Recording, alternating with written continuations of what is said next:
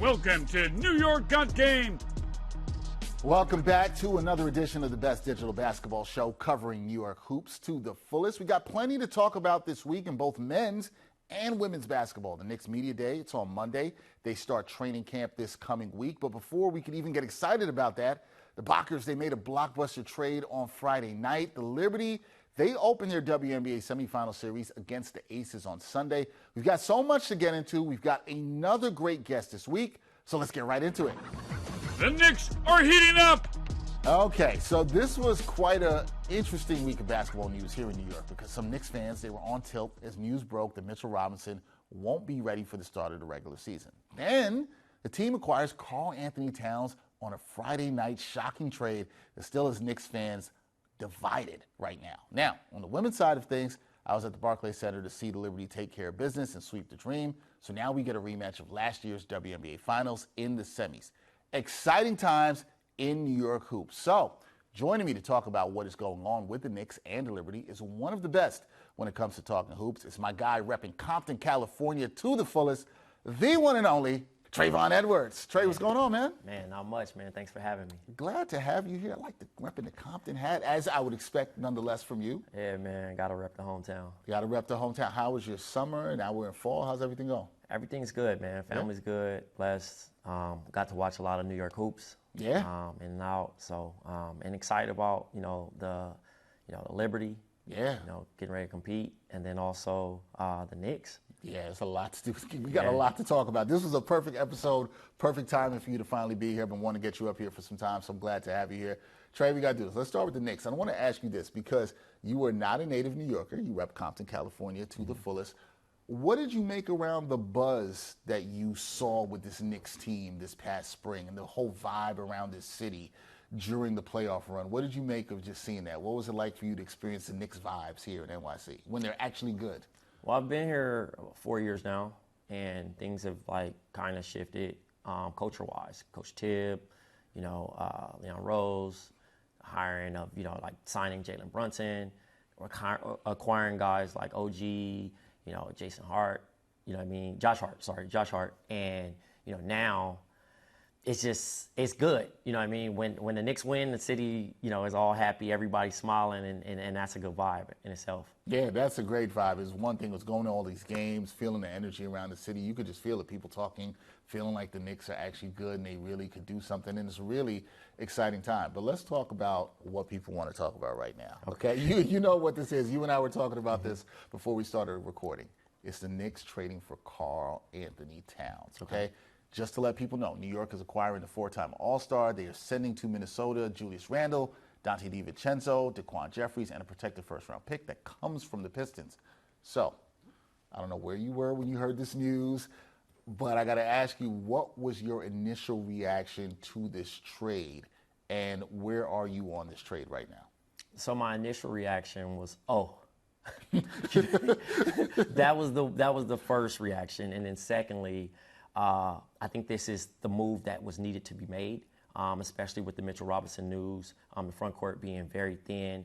Relying on Sims, not saying that he couldn't do the job, but that's a lot of pressure on him. And obviously, New York fans are ready for a win-now scenario. So I thought that they made and swung for a home run in this scenario to get not only a front court replacement, but bring in a all-star like Karl-Anthony Towns. Yeah, and it's an all-star level player. Mm-hmm. What do you like about his skill set in terms of what you think he could bring in the Knicks and what Karl could do so well? Well, he was very good with the Timberwolves as far as getting them going. When he would make shots that opened up opportunities for other people. And, Jalen Brunson loves to drive, and other guys are slashers, very strong. But with him being able to take a front court guy outside and shoot the three or actually drive and get to the line, that's going to help the Knicks tremendously. Yeah, all right. So I like it. It's positive because the fan base has been really divided on this. Some fans feel really great about this. Other fans don't feel about it. But, there's always that initial reaction with the trade.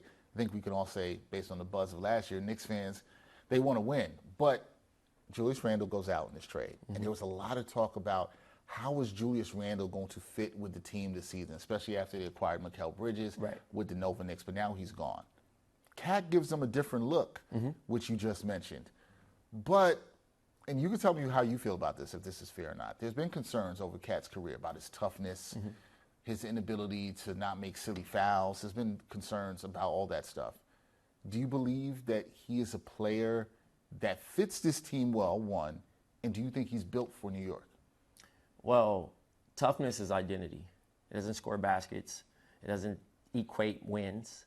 You know, he doesn't need to be an enforcer. He needs to be a scorer. He needs to help and take the load off of Jalen Brunson and other guys. So I think adding him, not only through the front court, but also just having a big, you know, this is Karl's first time playing in the Eastern Conference. I think he's going to do exceptionally well.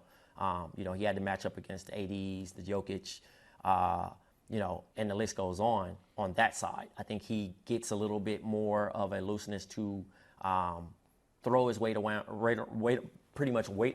during that process, but also thrive and not feel pressure. I think he is the perfect player to trade for to fit into this Nova Knicks chemistry thing. You know, he's going to show up and do his thing. Yeah, and I think you bring up a really good point. We were talking about this off recording that I don't think I had even personally considered, right? Is that he's coming to the Eastern Conference now. He doesn't have to face bigs that are as physically imposing, even fours or fives that he'll switch on to. So you really feel that'll be a huge advantage for him, and you expect him to thrive. Second time being coached by Tom Thibodeau here. Yeah, absolutely. He's had some growing pains, and I think he's mature enough to accept this scenario. And then also he's a tri-state guy. I don't think he's going to be on screaming, "I'm coming home." But at the end of the day, you know, playing for the Knicks is like playing for a college team. You have a good game, everybody loves you. You have a bad game, people are not going to like you. But I think that he's going to withstand it. I don't think he has to be as tough. You know what I mean? I think he gets a bad rep on that as far as like quote unquote being soft, and that's not the case. You know what I mean? But I think it goes for both players involved in this trade. I think Julius Randle will have, a different production in Minnesota. Yeah. Well, you would think that he would have it there. Yeah, I wonder, I think you bring up great points about that soft label that has been around Karl-Anthony Towns. Is that legit? Does he have the chance to show that here? And you're right, toughness is not just, can you be an enforcer? Also, who's really the enforcers in the league right now, right? You don't really, that's not they really don't a score thing. Points and they get in and they use all their fouls. Right. That's the role of an enforcer. Nobody's asking Karl-Anthony Towns to necessarily do that. Where do you think this move places the Knicks now in terms of competing with the Celtics for a championship? Because there was talk with the Mikal Bridges move. It was like, okay, now they're a top 3 team in the East. It was Eastern Conference Finals, sort of, or bust. Do you look at this now as, is this a finals or bust move? Are the Knicks now in one of the best teams in the league? Like, has this shifted how you look at this Knicks team right now? So I have to add an asterisk first, right? Okay. And the reason why I add the asterisk is because health is king, right? No one wins without having health. And if those guys are healthy, right? Before the trade, the Knicks were a top 3 team in the East. With this trade, the Knicks are a top 5 team in the NBA. And I think they have a potential to make some real big noise. But again, it all pertains to health. So we had this conversation right before we started about, Tibbs and his assistant coaches meeting about situational minutes, hopefully, for the longevity protection of Jalen Brunson, who keeps this thing going, and then also being able to keep Karl Towns and the rest of the company, the team, healthy going into late April and May. So that's the thing you mentioned. You said to me, you were talking about the Knicks. Just to be clear, what Travonne saying there is making sure the Knicks have bodies available for long, because we saw what happened with the Knicks last year in the playoffs, right? They just didn't have enough bodies. Yeah, they fell apart. They fell apart, right? This is what happened. Do you trust that Tom Thibodeau and the coaching staff will make those adjustments this year? Because I agree with you. I think those are adjustments they need to make, right? Maybe go a little bit deeper into the roster, maybe not play guys as heavy minutes. Do you think that's something that we could legitimately see the Knicks and the coaching staff do this year? I don't trust the coaching staff. I think Tom Thibodeau is going to make them earn their check. But the luxury of it right now is the Knicks made the right offseason moves to fill the depth. The only thing that they need to patch up right now at this moment while Mitchell Robinson is to use the next roster spot to get a potential big man to back up Karl-Anthony Towns just in case of foul trouble and just emergency purposes. So another front court player, another big they could add would help them in terms of how the roster, because they're a little thin there, as you said. Now, earlier this week, we did get news. You just brought him up, Mitchell Robinson, right? won't be ready for the start of the season. Could return December, could return January. Maybe they play it slower and give him some more time. Does this move for Cat, and I think you kind of alluded to this, does it alleviate any concerns about the Knicks' depth at center going forward, or you feel like there's still more work they need to do there to shore up, depth at the big man position? Well, for right now, I think that they're going to win ball games because they're a good team. And they'll have a little cushion, especially in December and January. But when Mitchell Robinson returns, that pushes Cat back down to the 4. And now they get bigger, and now they get deeper because they can move a Josh Hart to the bench. And we talked about earlier, potentially starting Deuce McBride and bringing Josh Hart off the bench to have a second firepower. Now, some people might not agree with that. They say, I think it's Josh Hart's turn to start. But again, if it's not broke, don't fix it. And in those typical situations, adding rebounds, obviously you got Precious coming off the bench. You got other guys that can contribute, but you want that second unit to be just as deep and helpful when it matters. Yeah, and it does matter to have that depth. That's something that, you thought was a strength. I'll get to that in a second. You made me think of something by what you said there. Karl-Anthony Towns, there's some thought better playing him at the 4. Is it better playing him at the 5? What do you think is the best way for the Knicks to utilize him in terms of the most minutes you should see him at? Should it be at the 5? Should it be at the 4? What do you think is the best way to utilize Cat, or does it not even matter? I think Cat needs to be a basketball player. I don't think he needs to show up playing a position. I think that's what the Lakers had to deal with Anthony Davis. He got so connected to, I'm not a center, I'm a power forward. I think Cat needs to come out and just play his best basketball and how to contribute to win. So if Tom Thibodeau wants him to play center, he should go out there to play center. If they need him to play 4, then play the 4. But right now, at this particular moment, it's filling the needs and getting those wins.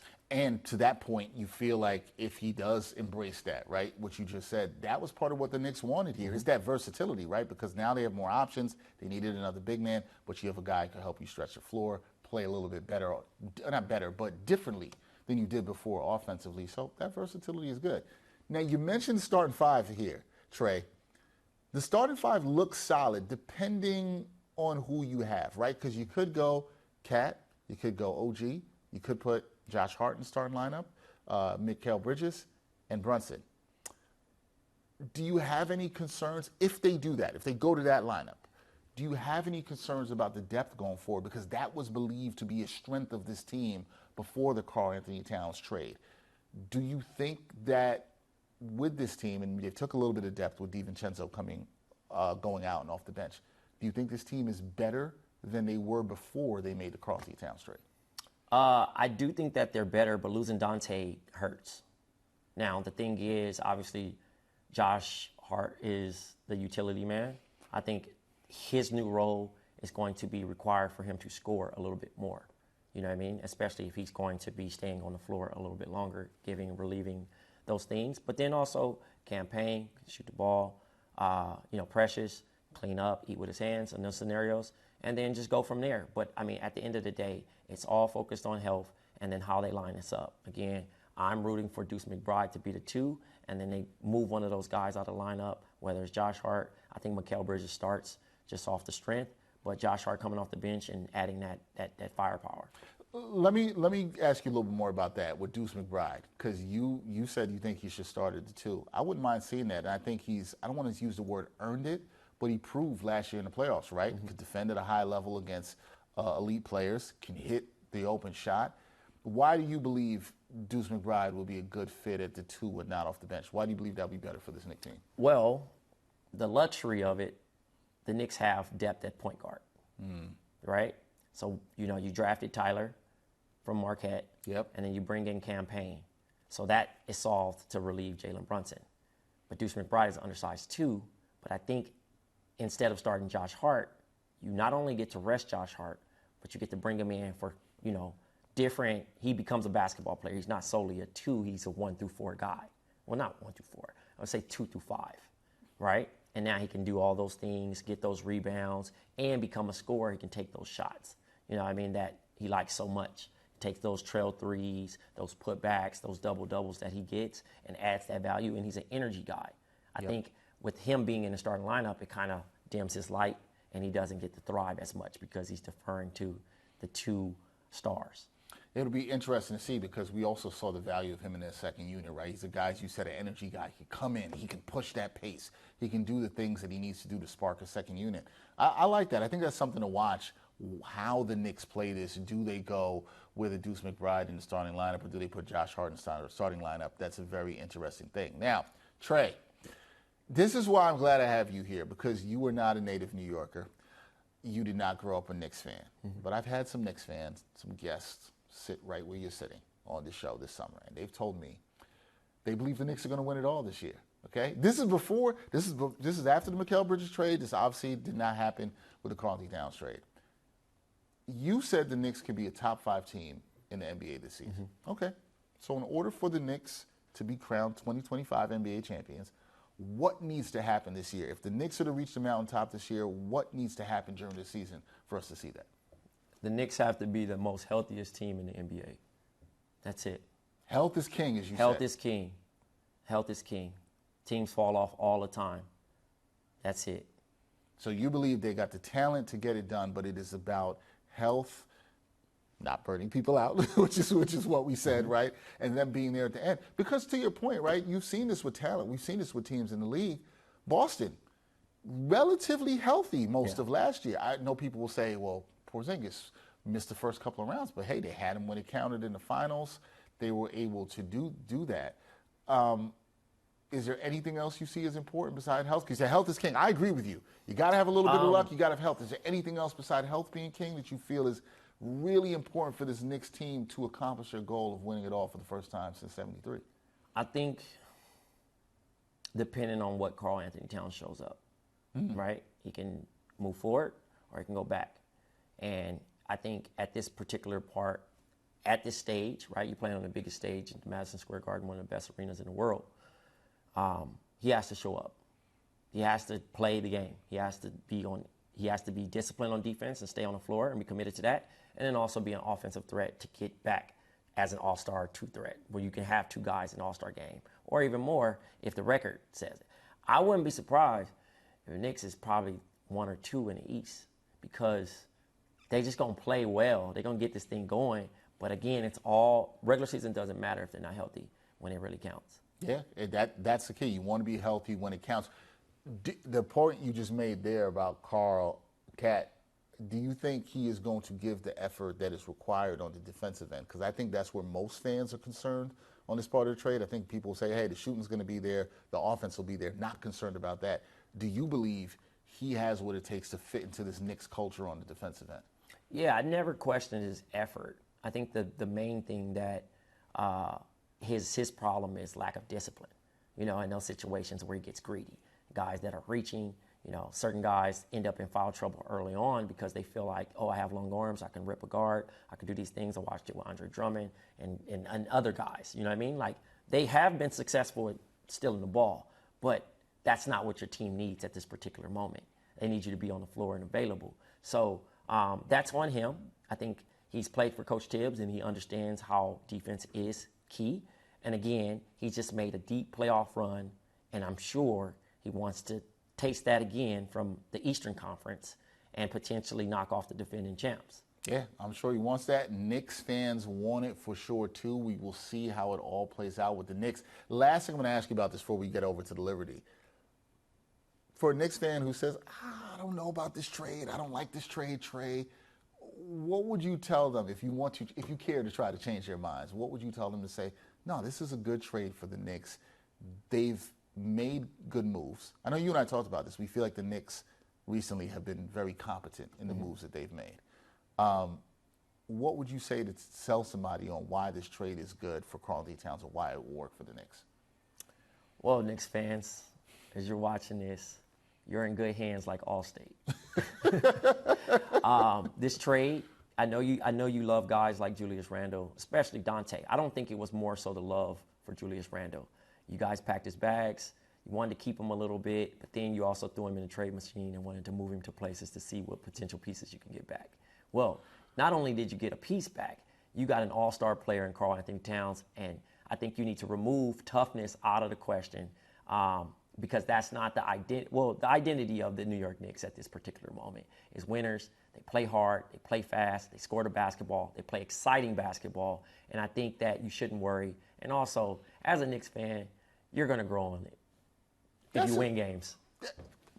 Winning cures all, right, Trey? Winning cures all. Winning cures all. Okay, Trey sold you. If you're still on the fence about the trade, I hope Trey sold you because I think he did a pretty good job. I do agree with you. No matter how you feel, if he's winning in that blue and orange at Madison Square Garden, they'll be happy. They'll be fine. Yeah. If he's not, they're going to put him in the trade machine. that's what's going to happen. That's real. If not, they're going to do that. All right, let's move over to the Liberty because I know, like myself, you have been checking out some Liberty games. You've been at some Liberty games this season. It's been a great atmosphere at the Barclays. They're a team. They finished with the best record at the W this year. They just swept the Dream in the first round. From what you've seen up to this point, does New York look like the best team in the league? I mean, I think the four teams that we have that are here in the semis now. In the semis could win it. It's wide open. I don't think there is a for sure choice. You know what I mean? I think that regular season records are fine, but the actual playoffs matter. And you have to be fully on. You have to make shots. You have to be healthy. You have to be disciplined. You have to be able to. And some of these players, the four highlighted players, Asia Wilson, Breanna Stewart, Lissa Thomas, Nafisa Collier. You can't. They're going to get their points. You're not going to stop those people. But who are the X factors? And the X factors are going to win those championships. Yeah, it is. That's going to be the matter in these series. Because I agree with you. This is a fantastic WNBA semis in the four teams that are left, and they all have MVP-like players. But you're right; it's the role players, it's who is going to be the X factors in those series. The depth of those teams is going to be really interesting. Okay, Liberty, they take care of the Dream, but this is the real test. They're going up against a team that beat them last year in the finals, the Aces. They're going to see them in the semis. They are the back-to-back defending champions, folks. They got the best player in the world, Asia Wilson. Here's my thing. You said it's about the X factors for all these teams that are left. What must the Liberty do in order to dethrone the champs? Sabrina. All Unesco for you. Listen, Sabrina, I need you to play. I need you to show out. I need Oregon Sabrina to show up. I need a live. Again, here's the thing. It's not all on her, but she is the X factor. I think her teammates are going to take care of the thing, but if she can't make shots, if she struggles to get things going, they're in for a rude awakening. The Aces has Jackie Young. That's their X factor. So again, the star players, they're going to show up. They're going to do their thing. But Sabrina, you have to make shots. You have to be second leading scorer. Sometimes you might have to be the first leading scorer in this matchup, in this series. You saw Sabrina in the closeout game against the Dream. Yep. She had a 36-piece, 8 assists. She was fantastic in that game, was hitting shots, looking really well.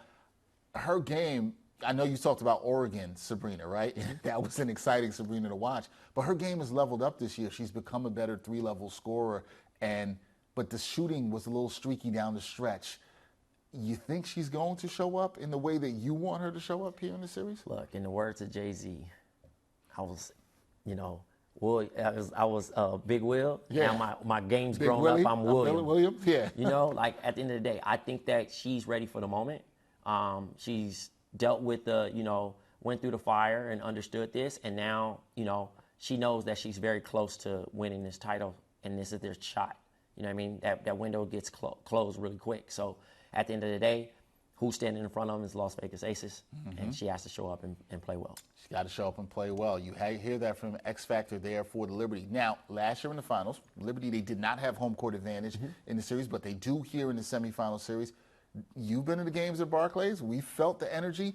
Do you think it matters here? Absolutely. In terms of them trying to get past the Aces and get back to the finals? Does that home court matter here? Absolutely. But again, you can have all the home court in the world. If you're not playing a full, complete game, you're not making shots, you're not stopping people. Like I said, Asia Wilson, face of the league. Face of the league. If it's not promoted or not, she's the MVP for a reason.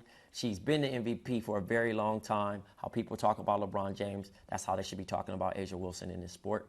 But again, for the Liberty to be successful, it has to be a team effort. But Nigel Laney has been doing a great job on defense. I think she's an unsung hero on the defensive side, for the assignments that she takes on night in, night out.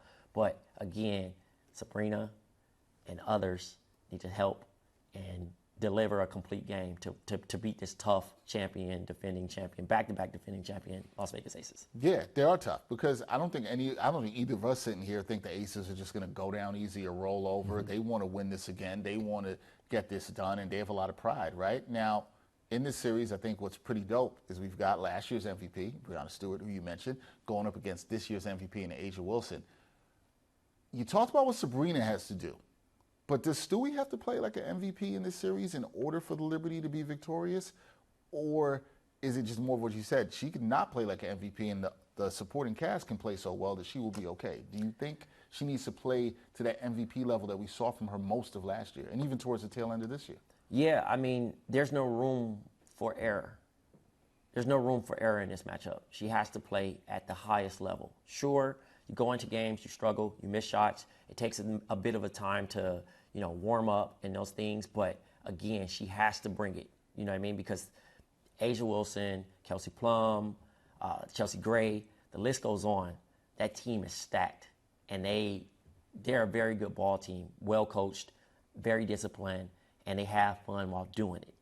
And again, that can be a type of intimidation. But again, we have the best two teams matching up, and it's going to be a fun series. Yeah, I think it's going to be a fun series, almost to the point where this, no disrespect to the Sun and the Lynx, who I think are terrific, this could be the true finals here, if you say. Although I think whatever matchup we get is going to be a dope one in the finals. I will say that. Okay, Trey, last thing for me here. Here we go. Pressure time. Give me a pick. Who wins this series? Who do you have winning this series? You going with the Liberty or you going with the Aces? Who do you have? My pick, the New York Liberty. I live out there, so don't go there. Yeah, you don't want any problems with the people. You don't want the Liberty fans rolling up on you and saying, what'd you do? I'm an adopted fan. I'm an adopted New York Liberty fan since I've been here. Coming from Los Angeles, I was a Los Angeles Sparks. Also lived in Phoenix, so I was a Phoenix Mercury fan. So you've been jumping around. Yeah, but I mean, again, I'm just a fan of the women's game. I'm excited for the growth. It continues to grow. Viewership is out through the roof. And it's only going to get exciting. So I'll see you at game one. There you go. You'll see them in game one. The reasons you think the Liberty will do this, you think they'll just, is it the hunger? Is it just you like their depth more? Is there a reason why you picked them over the Aces here? I just think that they're a very good basketball team, and I think they learn from their mistakes. It's simple as that. You hope that they've learned from last year. You hope they have the hunger this year. I think they've been a team on a mission all year long, and we'll see how it plays out. But it's an exciting time for basketball in New York. Got the Liberty. The Knicks training camp starts this week. It's going to be a pretty interesting media day. That is going to be fun. Karl-Anthony Towns is here. Got to get used to it. Or, like I said, the people will be trying to put him on the trade machine. I know you don't want to say it, but the Yankees. And the Rangers are back. And the Rangers are back, too. No, I'm not going to hate on the Yankees. You are a Yankees fan. Let the people know, from Compton, Yankee fan, big-time Yankee fan. How you feeling about the Yankees? Oh, I love it. I mean, look, we've had some hurtful years. Couldn't beat the Astros. Are you willing to say they're going to win the World Series? The Yankees are going to win the World Series. Oh, man. Right now, my producer, Nikolai, he's smiling in the control room. He is smiling. He's a Yankee fan, and he does Yankee fan things. That's all I'll say. I'm going to be nice to him and say he does Yankee fan things. But we'll see how the Yankees do. Knicks, are you going to predict they win the championship this year? I don't want to do that. I don't want to do that. Trey is like, I'm not going I don't want to do that. But the city's better when the Knicks win. So I hope that the Knicks are playing deep in late May and early June. I hope the same. A lot of Knicks fans will hope the same. I do agree with you. The city is better when the Knicks win. And you know what? This show's better when we have you on it, man. I appreciate you coming on here and talking. You're one of my favorite voices around basketball to follow on Twitter and also creating content. So we got to have you back on. You and I were talking. You said around the All-Star break, we got to have you back. I feel like that'll be a good time. We're going to have you back on the show for that. Trey, I appreciate you, man. Thank you for coming on. We got to have you on again. Thank you so much. Everybody, that is Travonne Edwards. Check out his work. One of the best talking hoops, even though he roots for the Yankees. I still like him. Thanks, Trey. Appreciate it, man. So, busy week here for New York Got Game. I will be at Knicks Media Day on Monday. The Knickerbockers tip off training camp down in Charleston, South Carolina. That starts on Tuesday. I'm also going to be at Game 2 of the Liberty Aces series on Tuesday, bringing you all the great post-game coverage. Special thanks to my guest this week, Travonne Edwards, for my editor, Jordan Malik, my producer, Nikolai Jackson, and my director, Breanna Stewart. I'm Dexter Henry. We'll catch you next time on New York Got Game. And thanks for watching New York Got Game. Boom shakalaka.